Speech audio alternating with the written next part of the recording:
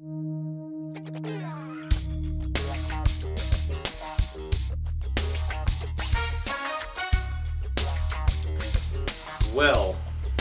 artists that I've worked with, I have been blessed. I started out, I think really professionally with Gino Vanelli. I mean, I was a huge Gino Vanelli fan growing up. I was all about, Just the Gemini and Storm and Sun Up and all that stuff, kind of operatic. But I was actually working for USA Today in Woburn, Massachusetts as a computer operator. And I sent a demo in from a band that I was in called She Said. And my friend, Paul Rochon, who was an incredible songwriter, and by the way, responsible for most of the hardware that Mark of the Unicorn puts out. His company, SNS Research, they're incredible people. Paul suggested that I send Gino a demo, and I did. And of course, I got a call from some guy who says, well, yeah, Gino liked your demo, and we're going to check you out, and maybe we'll have you come out. And I'm like, okay, sure. And then the next call I got was from a woman who says, well, my husband Joe really loves your voice, and I think Gino's going to call you. And I'm like, Joe Vanelli?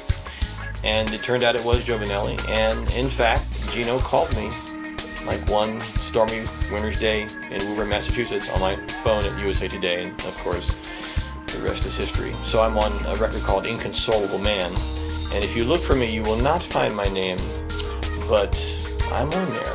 As a matter of fact, I'm all over it, so it is what it is.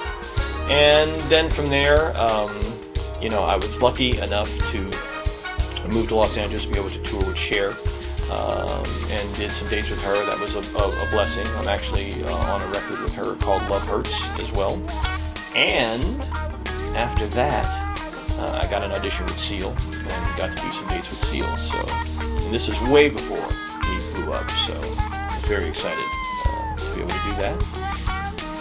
And of course, what most people are probably familiar with is I work with a record producer, probably the best living bass player in the world, named Marcus Miller. And Marcus, interestingly enough, loves my falsetto for some reason. Not all that crazy about my full voice, but loves my falsetto and put me all over Everybody Hates Chris, so that was a blessing. I also got to work with a lot of the artists that, of course, he works with, and namely one of them, Kev Mo, on his last studio album. It's called Marcus.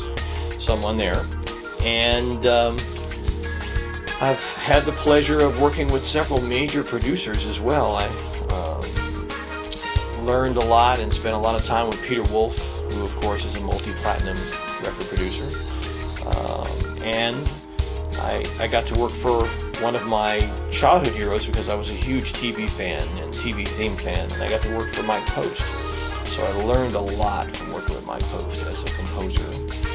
And I even engineered for John Tesh, worked on John Tesh's radio show, and of course, Teshy's the man, and he's actually taller than I am, which is pretty tall. So I've been very blessed, all the way back to working with a woman by the name of Laverne Baker, who is a Rock and Roll Hall of Famer. I did not actually know who Laverne was when I got the gig, and I called my mother, and she just lost her mind. Because it turns out that at one time Laverne was bigger than Elvis, so who knew? And that record is in the Rock and Roll Hall of Fame, so I'm very excited about the work I've been able to do.